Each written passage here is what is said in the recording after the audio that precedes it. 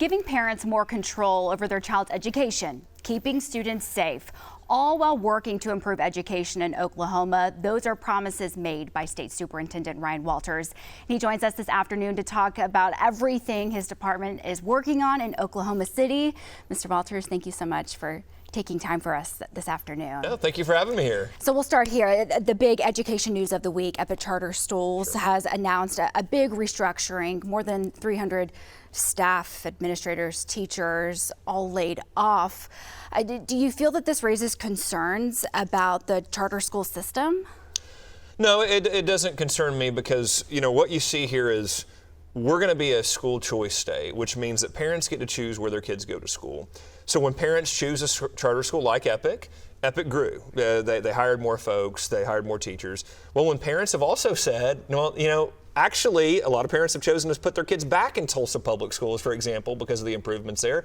Well, now they are laying off some of those folks that, frankly, may go get a job at Tulsa Public Schools now, may go get a job at the other schools that parents are choosing to send their kids. So this is part of the free market at work, where parents are going to choose where their kids go to school. And again, I want to see schools not only competing for the kids and the parents to come there, they need to be competing for these teachers. So when you've got great teachers, I want to see districts going out saying, hey, we want you to come here because we want the best teachers in front of our kids. So that's what will happen here, but it doesn't concern me because, again, I want those options and I want parents to ultimately be the ones making the decisions of where their kids are going to school. So as a parent, they see what is going on at Epic. Should they be concerned about what's happening? Should they still have confidence in Epic? Or, you know, maybe if this isn't the right choice for our family, we can move elsewhere? Is that?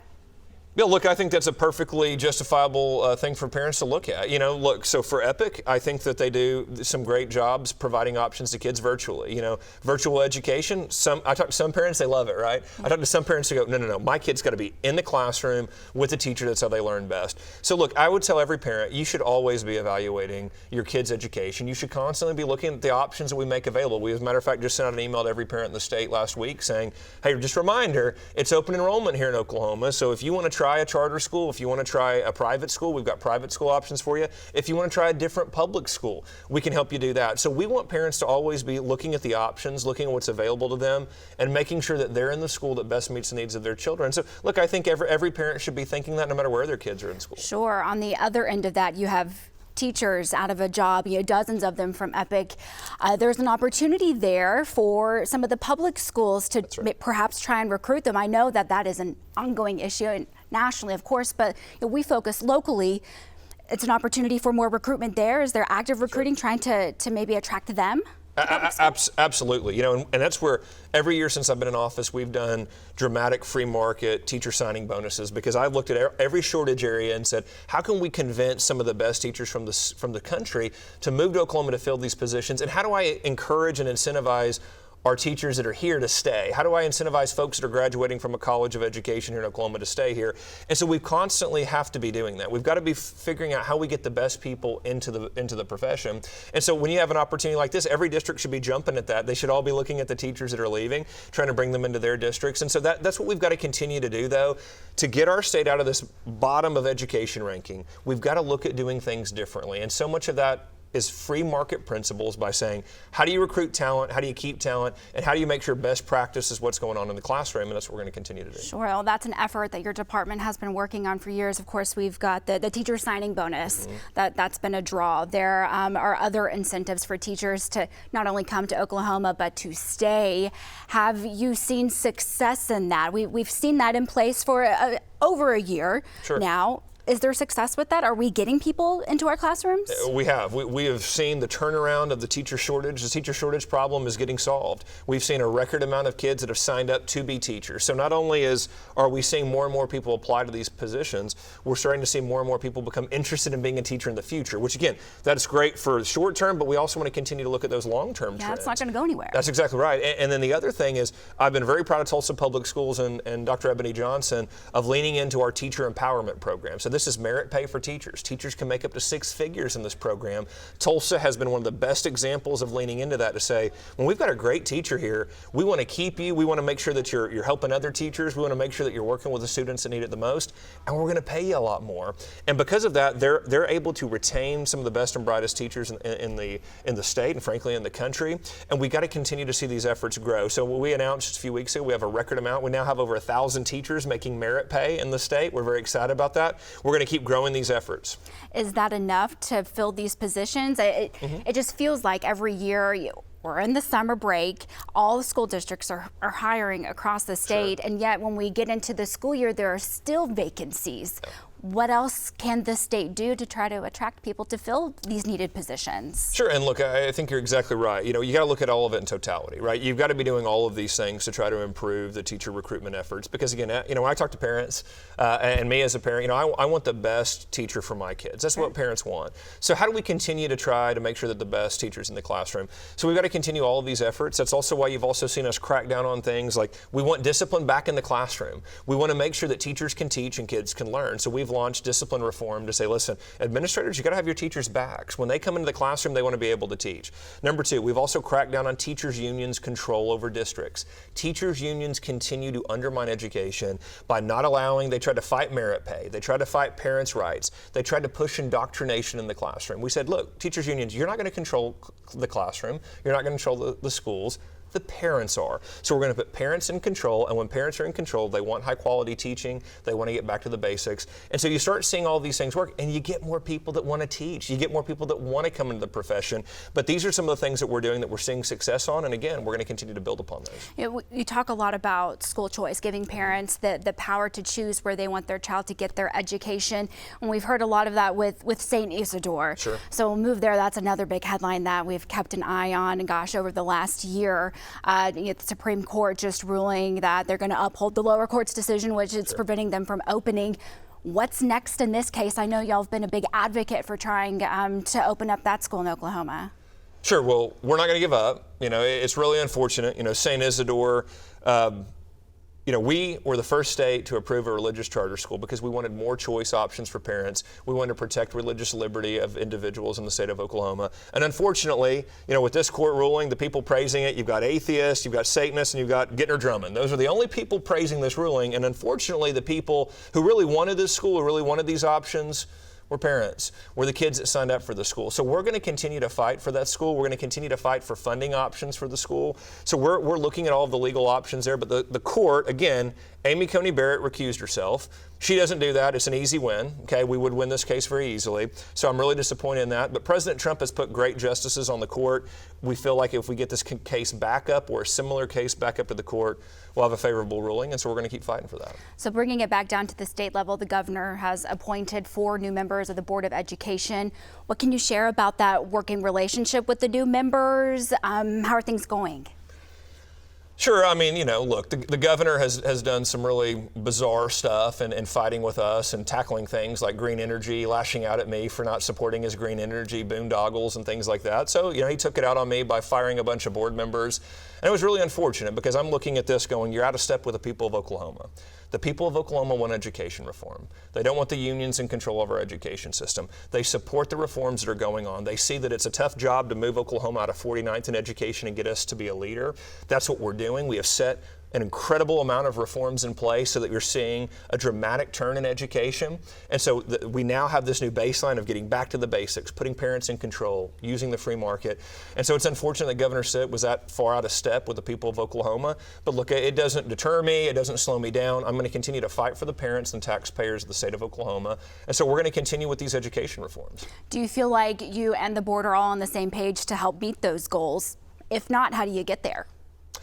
Look, no, I don't. I mean, I think they were sent there to be political hacks and attack me because I didn't support the governor's green energy agenda. And again, he said that, and it's just unfortunate that he's that out of step with Oklahomans. But It's not going to stop the work that I'm doing. I'm a statewide elected official. I will continue to use all of my power to benefit the kids of Oklahoma, the taxpayers of Oklahoma. So it's not going to slow me down at all. It was just a distraction there from the governor, but we're going to continue to move forward. We've got great reforms in place for this school year. Summer school programs are going to be awesome around the state. We're ending the indoctrination that's going on in the classroom, going to have a focus back on academics. We're seeing dramatic tutoring that's going on. We just got an update yesterday, frankly, on the scores of the tutoring programs that were launched here in Tulsa. Dramatic improvement. We saw some students that were learning up to 12 weeks of extra learning during the school year. So it's just great numbers that we're seeing, and that's going to be our focus, is continue to improve education. So legislative session just ended. What do you think are some wins for the Department of Education there? Huge win with our history standards. Now Oklahoma, we have the best history standards in the country. These history standards will make sure that your kids understand what makes America exceptional. We put the Bible back in the standards so kids can understand the role that Judeo-Christian values played in American history, specifically the Bible. We also made sure that kids understand American exceptionalism by doing a deep dive into our founding fathers, into documents like the Declaration of Independence, the Constitution, things that every kid should learn and understand. That's all there. It's incredible. I think every state you're going to see across the country is going to be looking at these standards in the future to start emulating those things. So Oklahoma is going to be a leader, and I can tell the parents out there that your kids are going to understand more about American history, American exceptionalism than any other kids in the country. And I'm very proud of that. I'm very proud that our kids are going to get that kind of education. And I'm very proud for the future of our country, because we've got to turn this around where kids understand what made America great. They understand the values America was founded on for us to continue to be a great country. So I am incredibly excited about that. Well, on the other hand, there are a group of parents that have raised concerns about those new standards. What would you say to them to maybe calm some of those critiques, or Sure. they're worried about it? We're working the Bible into all the Oklahoma classrooms. What do you say to those parents that feel like that's introducing religion to them when they feel like that should only be their job? It shouldn't be in the public school. Sure. So I would say a few things. First of all, we're going to have the Bible back in every classroom this fall. We're very excited about that. We need to do that. We need to make sure that our kids understand the role the Bible played in American history. It's the most read book in American history. It's the most cited book in American history. Don't know how you understand America. I don't know how you understand anything about our society, our government, or anything else if you don't have an understanding of the Bible and the role the Bible played. But secondly, to the question that you asked me, the reality is it's really unfortunate that you have some left-wing activists that say, I want to block and censor history. I don't want my kids to know that the Pilgrims came over here in part because of their religious beliefs. I don't want our kids to know that Thomas Jefferson believed our rights came from our Creator. I don't want our kids to know that the Great Awakening played a dramatic role in American history because the people of the time believed that rights came from God, that they answered to God, so the government should give them individual rights. That's history. So whether you like it or not, whether you're a Christian or not, whatever your faith may be, that's American history. Our kids need to understand American history so that we can continue to be this great country. And so whether you agree with it or not, or whether the left is offended by it or not, I don't really care. What I care about, both as a parent, as a history teacher, as the state superintendent, is that our kids understand American history so that, again, they can make their own decisions in their life of what their faith is, what their politics are, what they think is a good direction for the country. But it needs to start in a grounded understanding of America, and that's what we ensured with these standards. Sure, and I feel like it's important to note at this juncture that if a parent is uncomfortable with that idea, there is an option, there's a mechanism in place for them to opt their child out of that. And I believe it was last week, within a few weeks, you said that, yes, that's true. If you feel like you don't want your child being a part of a particular lesson, whatever that content is that you don't, however you feel about it, they can opt out of it. Yes? Yes, and look, just to be clear, my position on it is it's unfortunate that parents would do that. I mean, look, if you have parents that say, I don't like math, or I don't like this part of American history, I don't want my kids to know about it, I think that's a bad decision on their part. But look, we protect that here, and if you don't want your kid to learn about that, you can take them out. But again, what you're doing is you're not allowing your child to understand the full picture of American history. And by the way, in our standards, we've got it all there. We've got the good, the bad, and the ugly. It's all there in the standards because we want kids to to have the full picture of American history. We want our kids to be patriotic. We want them to love this country. We want them to understand what made it exceptional. And you do that by letting them read the whole thing, letting them read from the founders, letting them read from all the people throughout history, and again, coming to their own conclusions. We want critical thinkers that are able to look at things and analyze things. That's why we put together the standards the way we did. I'm very proud of that. And I think that the people of Oklahoma are going to be much better for history standards that actually promote American values. On the topic of Bibles, I wanted to ask an update that the state left out funding for those, so y'all are going about it to try to get private donations. Do you have an update? Have y'all been able to raise money to purchase those Bibles? So yes, first of all, it is really unfortunate that the legislature didn't support those efforts, but we're going to do it anyway. I don't need the legislators' help with that. We've got plenty of folks from around the country that have been donating these Bibles to bring back to the classroom. So really appreciate the Lee Greenwood folks, or some of them. We're going to be announcing some other partnerships later. But yeah, we've got people all over the country and all over the state of Oklahoma that say, listen, of course the Bible should be in the classroom. This wasn't even a controversial statement until the 1960s, when we saw the Supreme Court lose their mind, turn into a bunch of leftists, and start driving God and prayer out of school. We're going to have prayer in school in Oklahoma. We're going to have the Bible in school in Oklahoma. We're going to have an understanding of America and American values in our classrooms, and I'm unapologetic about that. So we're going to continue to do that. We'll have some announcements later this summer on some of those donations, but yes, we will have Bibles back in the classroom. So y'all are on track to get a Bible in every classroom? We're very on track, absolutely. Okay. Another effort from your office is implementing taking action on educator misconduct cases. That includes a first of its kind. There's a lifetime ban for teachers convicted of very serious crimes. Dozens of licenses have already either been revoked or voluntarily surrendered in that time.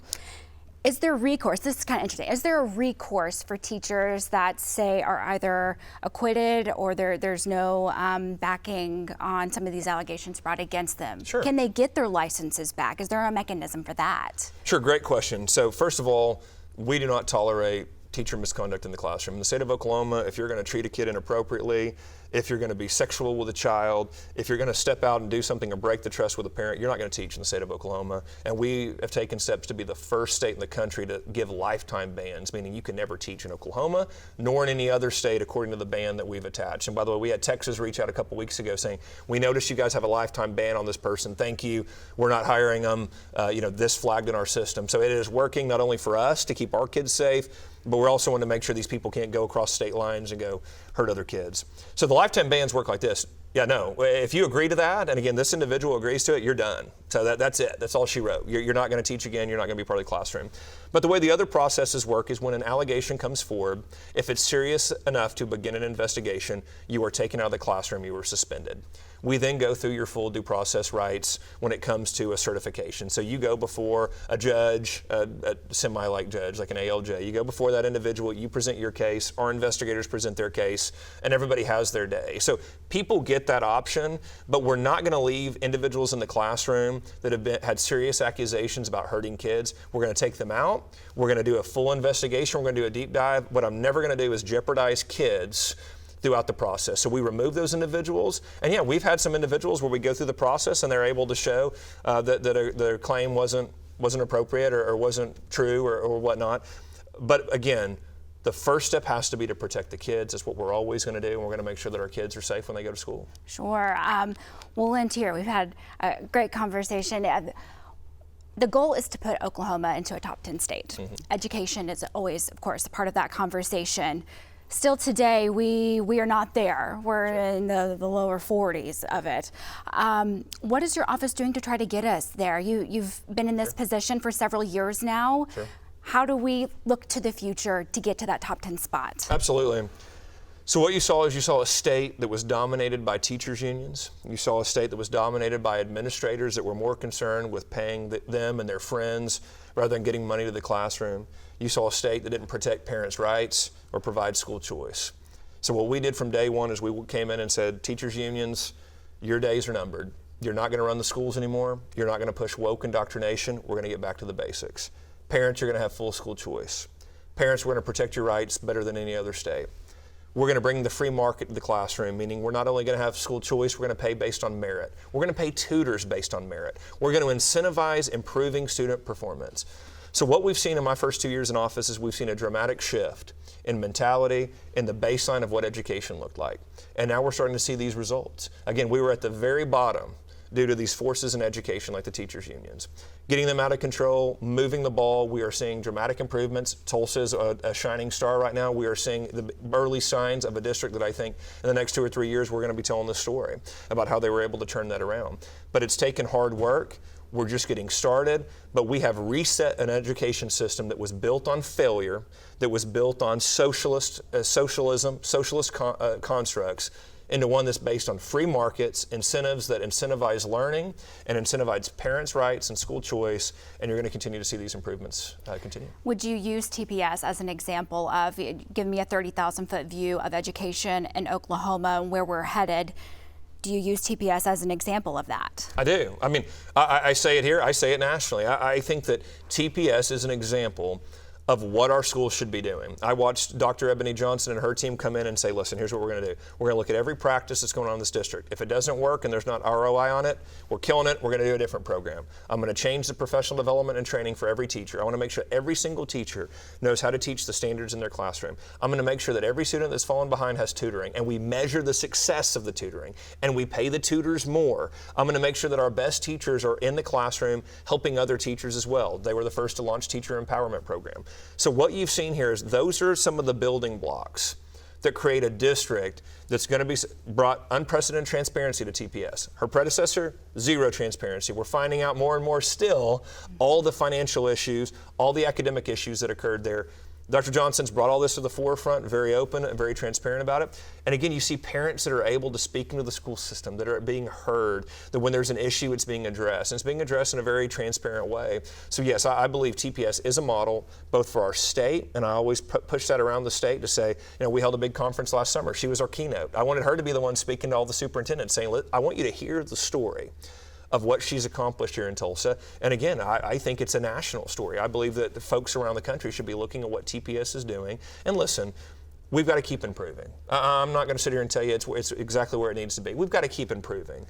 But what we are seeing is a dramatic shift in culture. We're seeing dramatic shift in test scores. We're seeing improvement. And I think that with more time, you're going to continue to see that.